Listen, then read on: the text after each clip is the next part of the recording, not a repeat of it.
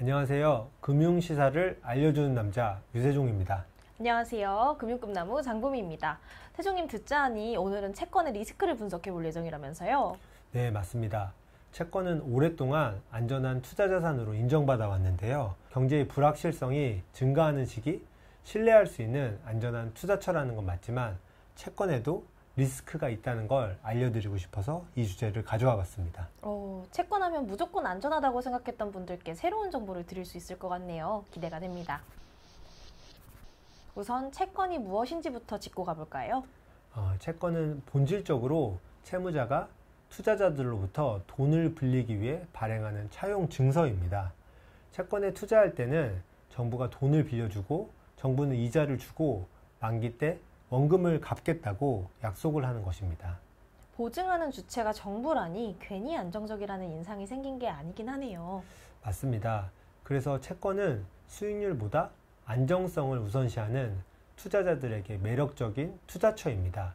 정부 채권은 주로 은퇴자나 포트폴리오 다양화를 추구하는 기관 투자자, 그리고 자녀의 대학 교육과 같이 장기적인 목표를 위해 저축하는 저 같은 개인들한테 특히 인기가 많습니다.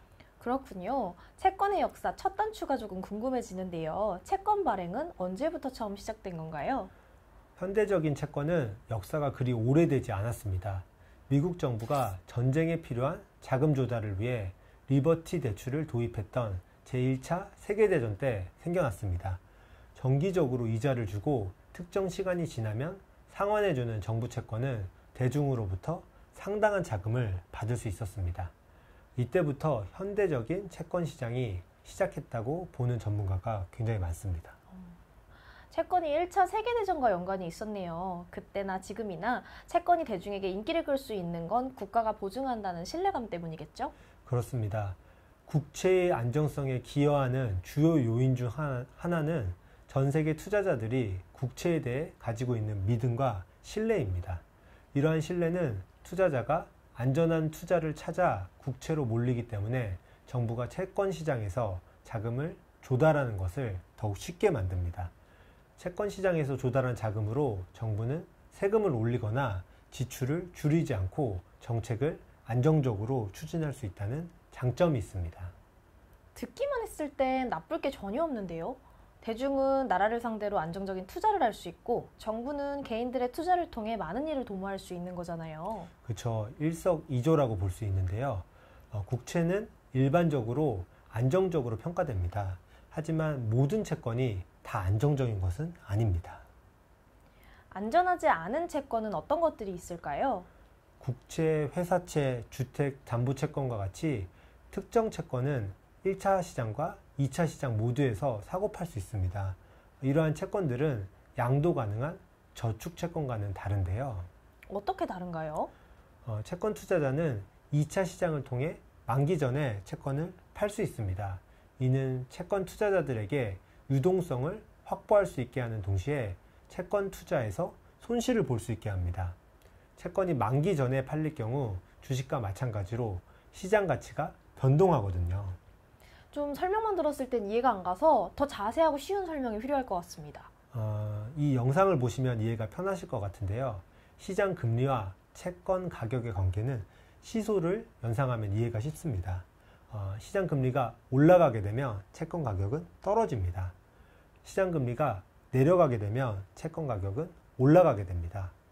그렇군요. 그럼 안정적인 줄 알았더니 채권에 뒤통수를 세게 맞은 사례로는 어떤 것들을 들 수 있을까요? 바로 실리콘밸리 은행 사례를 들 수 있을 것 같은데요. 우리가 첫 회차에 다뤘었던 파산한 실리콘밸리 은행 말씀하시는 건가요? 네, 맞습니다. 실리콘밸리 은행은 IT 및 스타트업 기업으로부터 받은 잉여 자금을 안전하게 보관하고 그리고 조금의 수익률을 올리기 위해 중장기 채권에 수십억 달러를 투자했습니다. 하지만 인플레이션 상승을 막기 위해 연준은 2022년부터 금리를 급격히 상승시켰습니다. 이 금리 인상은 채권 가격 하락으로 이어졌고요. 이로 인해 은행이 매입한 채권의 가격과 그리고 감소된 시장 가치 사이에 상당한 손실을 기록했습니다.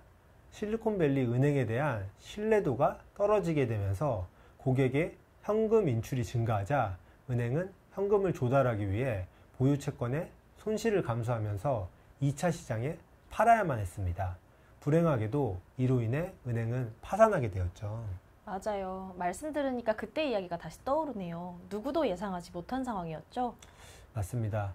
이 실리콘밸리 은행 사례는 예외적인 상황이지만 채권 투자와 관련된 잠재적 위험을 잘 보여줍니다. 그러나 대부분의 투자자들이 이만큼 극단적인 상황에 직면하지는 않습니다. 만기 전에 채권을 매각하는 경우 발생하는 손실은 일반적으로 그리 크지 않습니다. 실제로 특정 상황에서는 금리가 하락하게 되면 투자자들은 이익을 보기도 합니다. 결과적으로 놓고 보았을 때 무조건적인 신뢰만 하지 않는다면 펑 매력적인 투자처인 건 맞네요. 네, 맞습니다. 이 위험의 가능성에도 불구하고 국채는 안정성을 추구하는 보수적인 투자자들에게 가장 매력적인 투자처 중에 하나입니다. 그러나 안정적인 투자처고 매력적인 투자처라 하더라도 위험이 전혀 없는 투자는 없습니다. 실리콘밸리 은행 사례에서 입증된 바와 같이 채권 투자도 손실을 기록할 수 있고 채권 투자자도 파산할 수 있습니다. 중요한 것은 잠재적 위험을 인식하고 신중하게 고려하는 자세일 것 같습니다. 실리콘밸리 사례를 들으니까 100번 맞는 말씀입니다. 100% 안전한 투자처는 없다. 마음을 새기도록 하겠습니다. 오늘은 안정적인 투자처로 인정받고 있는 채권의 리스크에 대해 이야기 나눠보았습니다. 도움이 되셨다면 앞으로도 많은 관심 부탁드리겠습니다. 네, 지금까지 금융시사를 알려주는 남자 유세종 금융시사 꿈나무 장봄이었습니다. 감사합니다. 감사합니다.